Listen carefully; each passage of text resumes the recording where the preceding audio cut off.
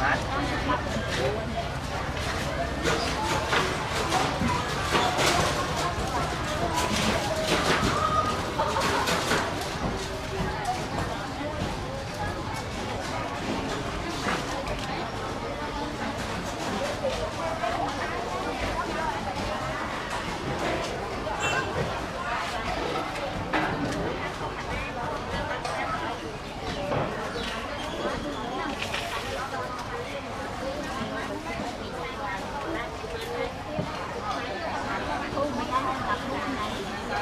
Hỏi mà. Hỏi nó khoát không?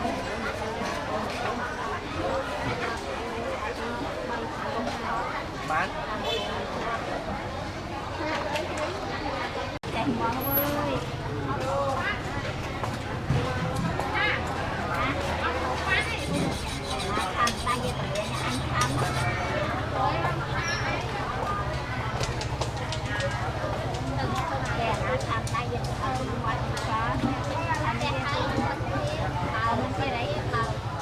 Đi gặp ba đấy nhá.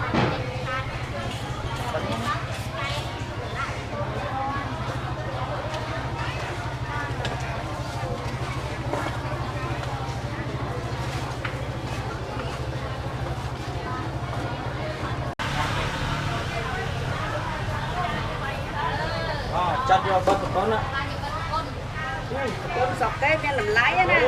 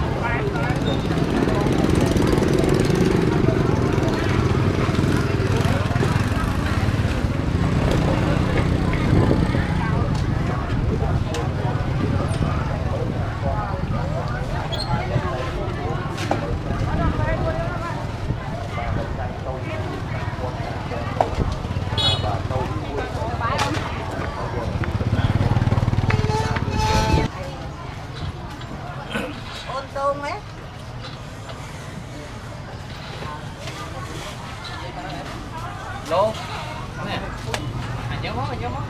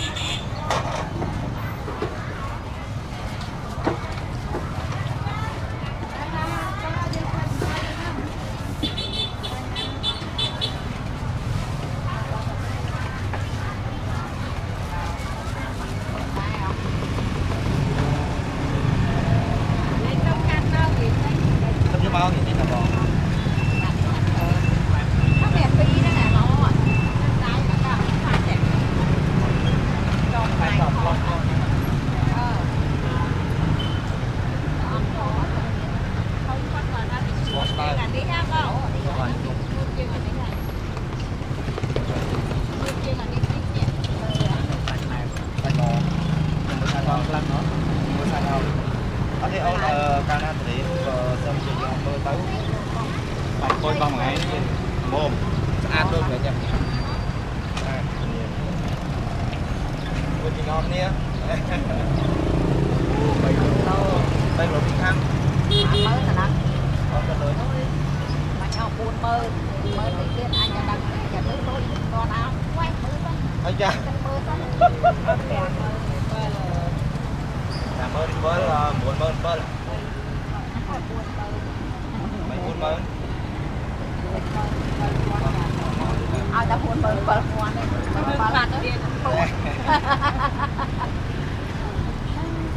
trong nhà anh mình trai ai thọt cho tao na thêm trai cầm lấy kia cầm lên tiên trai lỗ này không đi lấy giờ bay cái lỗ bay khăn hay giờ lỗ bay còn ta nhà muốn là buôn mớn lỗ bay buôn mớn là buôn trẻ mới buôn nổi giờ chạy ta đã bị bỏ chạy còn nhanh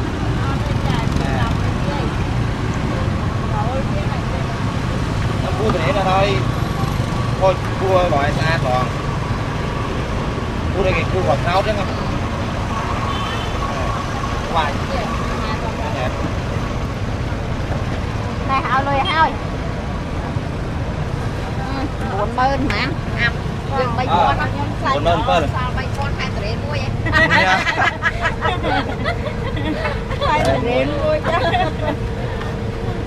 bay con hai mua trong ca đấy nhà đây nè cho con này còn phải tay ta chu bồi má của tư à nhà nó bay về đó này tờ đến ơi thon cho tay không lô cái luôn cầm chiếc của anh em tính ăn rồi tầm 10 nè này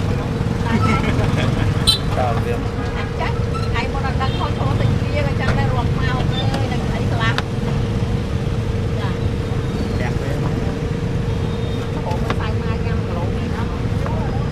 nhặt cho tình mình sai mai rồi có tầm đó mấy nhân phải ăn chú xạ nhiều hộp á nó tôi này hộp giống đó nè tôi là bánh lắm có vẻ đá là chắc có thể đá khả năng chân đá cải thiện đi à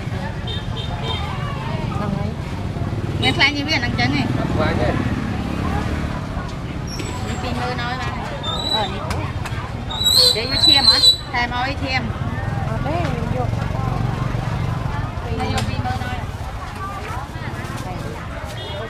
chiêm bị áo vô á bị áo đi chiêm mình đúng rồi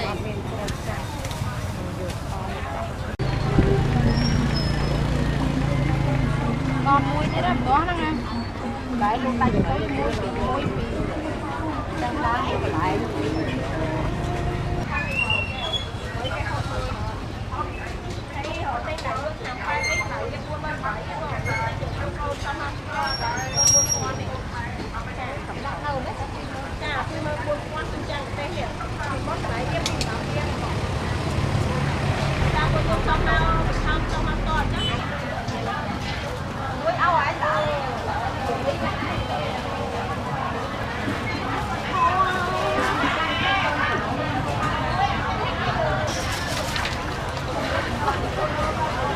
Xe đạp phía xa nuôi đang chui theo bãi à? No problem. I just do what you do. Up here, stop.